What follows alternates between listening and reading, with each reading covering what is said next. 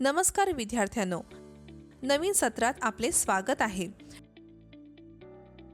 गेल्या 50 वर्षात मतदानाद्वारे नेते किंवा शासक निवडणे हे एक सामान्य गोष्ट झाली आहे।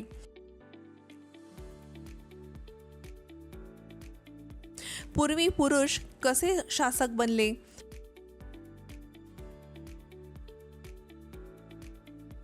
काही राजे कदाचित जन म्हणजेच लोक निवडत असत। 6वीच्या सामाजिक शास्त्रात राज्यांचा उदय आणि प्रारंभिक प्रजासत्ताक या विषयावर आपण हे सविस्तरपणे समजून घेऊया। शैक्षणिक उद्दिष्टे तुम्ही हे करू शकाल। शासकांनी सत्ता कशी मिळवली हे समजून घ्या आणि मगध आणि वज्जी सारख्या सुरुवातीच्या राज्यांबद्दल जाणून घ्या।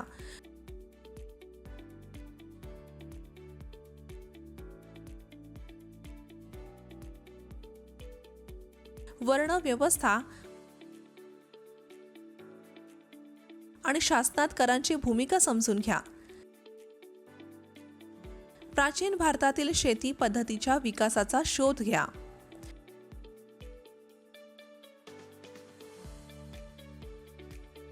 मुख्य शब्द: पुरातत्वशास्त्र, भौतिक संस्कृतीचे प्राचीन अवशेष, पुनर्प्राप्ती आणि विश्लेषण करून मानवी क्रियाकलापांचा गतिविधीचा अभ्यास। गण: अनेक सदस्यांचा समूह, संघ, संघटना किंवा समूह।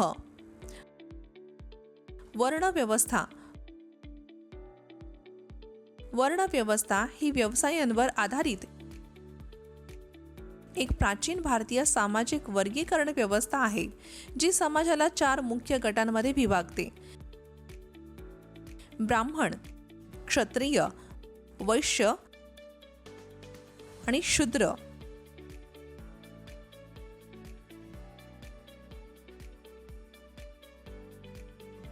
किल्ले बांधणी याचा अर्थ हल्ल्यापासून एखाद्या जागेचे संरक्षण करण्यासाठी संरक्षणात्मक भिंती, अडथळे किंवा संरचना बांधणी असा होतो। संकल्पना नकाशा तपासा।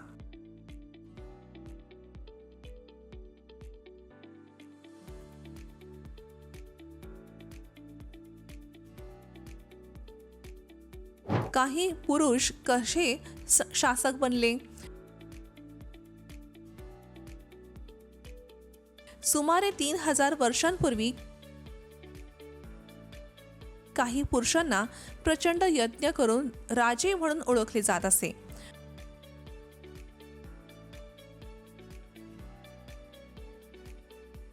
अश्वमेध किंवा घोड्याचा यज्ञ हा राजांसाठी एक महत्त्वाचा विधी होता। यज्ञ आयोजित करणारा राजा खूप शक्तिशाली म्हणून ओळखला जात असे आणि या विधीला उपस्थित असलेले सर्व लोक त्याच्यासाठी भेटवस्तू आणत असत। युद्धभूमीवर त्याचा साथीदार आणि त्याचे कारनामे पाहणारा त्याचा सारथी त्याच्या वैभवाच्या गाथा गात असे।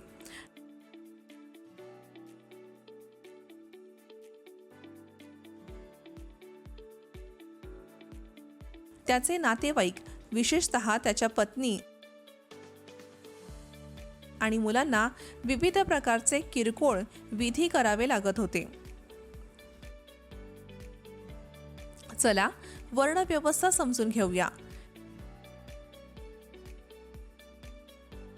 त्यावेळी समाजात पुजारी,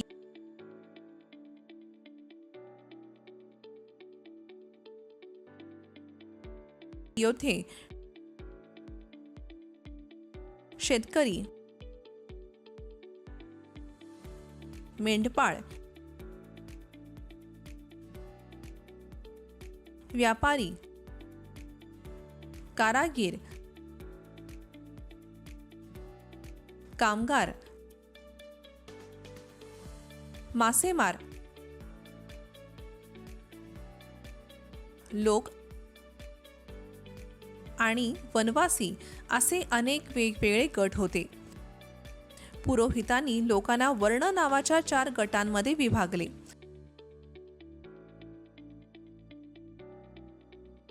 त्यांच्या मते प्रत्येक वर्णाची कार्ये वेगवेगळी होती.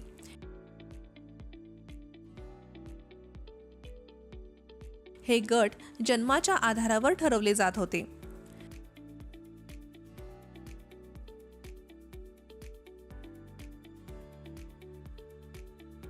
पहिला वर्ण ब्राह्मणांचा होता. त्यांनी वेदांचा अभ्यास करणे आणि त्याचे शिक्षण देण्याची,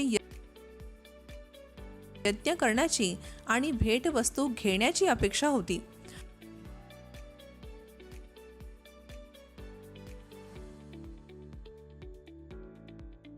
दुसऱ्या क्रमांकावर क्षत्रिय होते. ते शासक होते आणि त्यांच्यापासून युद्धे लढवण्याच्या आणि लोकांचे रक्षण करण्याची अपेक्षा होती. तिसरे क्रमांकावर वैश्य होते.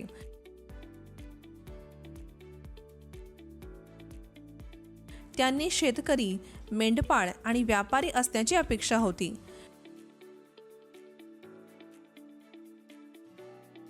शेवटचे क्रमांक शूद्र होते. त्यांना इतर 3 गटांची सेवा करावी लागत असे आणि ते कोणतेही विधी करू शकत नव्हते.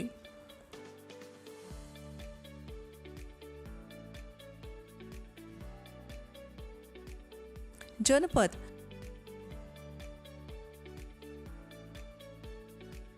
जनपद या शब्दाचा शब्दशः अर्थ जनांनी आपले पाय ठेवले आणि स्थानिक झाले अशी भूमी असा होतो.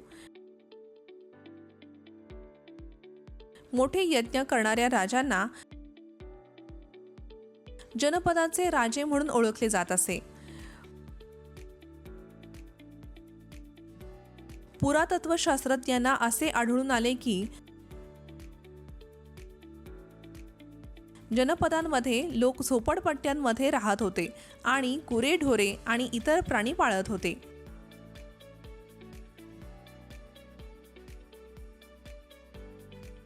ते तांदूळ,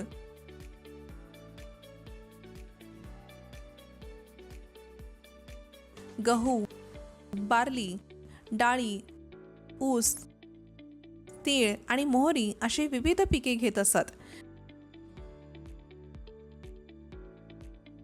ते मातीची भांडी बनवत असत. काही राखाडी रंगाची तर काही लाल रंगाची होती.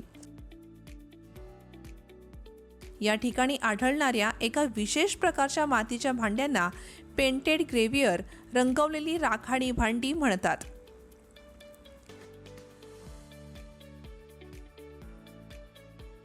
महाजनपदे.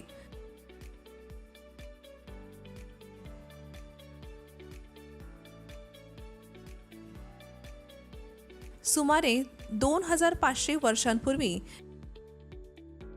काही जनपदे इतरांपेक्षा अधिक महत्त्वाची बनली आणि त्यांना महाजनपदे म्हणून ओळखले जात असे. बहुतेक महाजनपदांची राजधानी होती. त्यांपैकी अनेकांना तटबंदी होती, म्हणजेच त्यांच्या भोवती लाकूड, विटा किंवा दगडाच्या मोठ्या भिंती बांधल्या जात होत्या.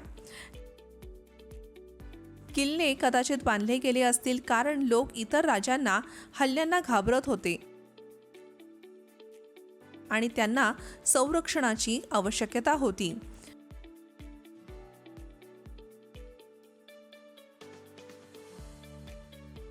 अशी शक्यता आहे की काही शासक त्यांच्या शहरांभोवती खरोखर मोठ्या उंच आणि प्रभावी भिंती बांधून ते किती श्रीमंत आणि शक्तिशाली आहेत हे दाखवू इच्छित होते. तसेच याचा अर्थ असा की जमीन आणि तटबंदीच्या परिसरात राहणारे लोक राजांद्वारे अधिक सहजपणे नियंत्रित केले जाऊ शकतात. एवढ्या मोठ्या भिंती बांधण्यासाठी मोठ्या प्रमाणात नियोजन आवश्यक होते. नवीन राजांनी आता सैन्यांची देखभाल करण्यास सुरुवात केली. सैनिकांना नियमित पगार दिला जात असे आणि वर्षभर राजा त्यांची देखभाल करत असे. काही देयके कदाचित पंप चिन्हांकित नाण्यांचा वापर करून दिली जात असे. कर महाजनपदांच्या शासकांना मोठे किल्ले बांधण्यासाठी आणि सैन्य राखण्यासाठी अधिक संसाधनांची आवश्यकता होती. त्यांनी नियमित कर वसूल करण्यास सुरुवात केली. शेतकरी, कारागीर, गुराखी, व्यापारी आणि शिकारी यांच्याकडून त्यांच्या कौशल्यानुसार कर वसुली केले जात होते. पिकांवर कर सर्वात महत्त्वाचा होता, कारण बहुतेक लोक शेतकरी होते. सामान्यतः उत्पन्नाच्या 1/6 भागावर कर निश्चित केला जात असे. याला भाग किंवा वाटा असे म्हणतात. कारागिरांवरही कर होते. मेंढपाळांना प्राणी आणि पशु उत्पादनांच्या स्वरूपात कर भरावा लागत असे.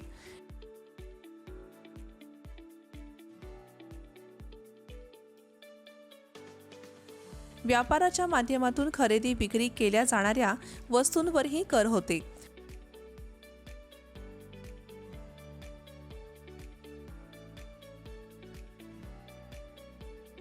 आणि शिकारी आणि गोळा करणाऱ्यांनाही राजाला व वन उत्पादन द्यावे लागत असे.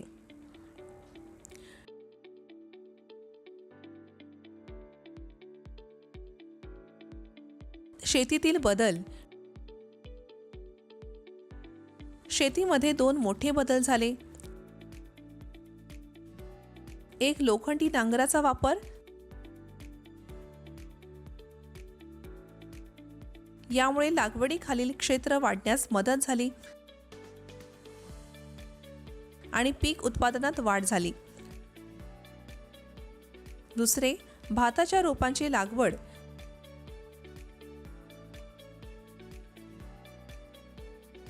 बियाणे पसरवण्यापेक्षा भाताच्या रोपांची लागवड केल्याने चांगले परिणाम मिळतात. यामुळे अधिक उत्पादन झाले. या उद्देशासाठी दासी आणि भूमिहीन मजूर कामावर ठेवले जात होते. भूमिहीन मजुरांना कर्मकार म्हटले जात असे.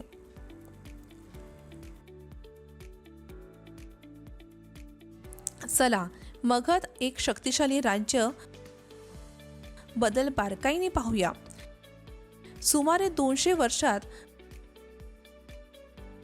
मगध सर्वात महत्त्वाचे महाजनपद बनले.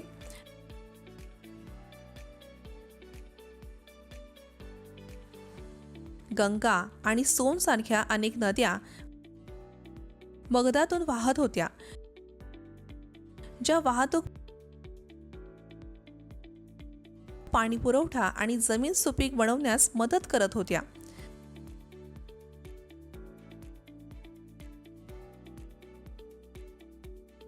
हत्तींना सैन्यांसाठी प्रशिक्षण दिले जात असे. जंगलांमधून लाकूड मिळत असे आणि त्याशिवाय लोह खनिजाच्या खाणी होत्या, ज्यांचा वापर करून मजबूत हत्यारे किंवा शस्त्रे बनवता येत होती.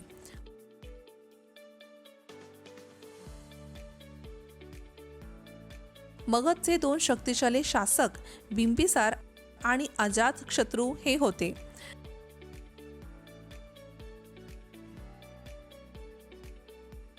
महापद्मनंद हे आणखीन एक महत्त्वाचे शासक होते. त्यांनी उपखंडाच्या वायव्य भागात आपले नियंत्रण वाढवले. मगधची पूर्वीची राजधानी बिहारमधील राजगृह होती, परंतु नंतर पाटलीपुत्र येथे हलवली गेली.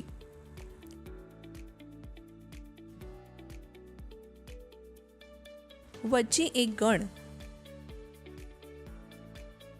वैशाली बिहार येथे राजधानी असलेले वज्जी हे गण किंवा संघ म्हणून ओळखल्या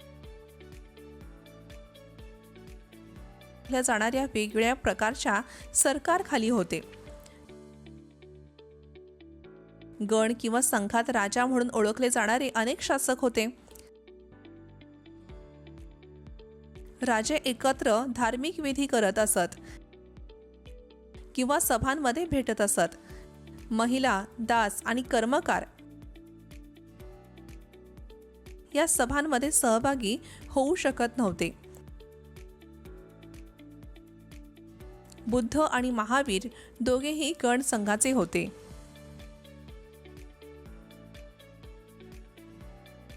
शेवटचे संघ सुमारे 1500 वर्षांपूर्वी गुप्त शासकांनी जिंकले होते.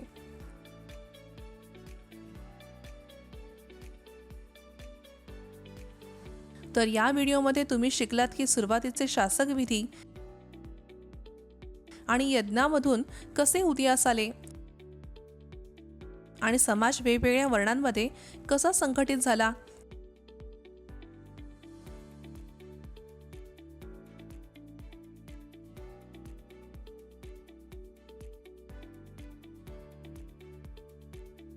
मगध सारख्या शक्तिशाली राजांचा उदय आणि गणांच्या अद्वितीय शासन व्यवस्थेचाही तुम्हाला शोध लागला.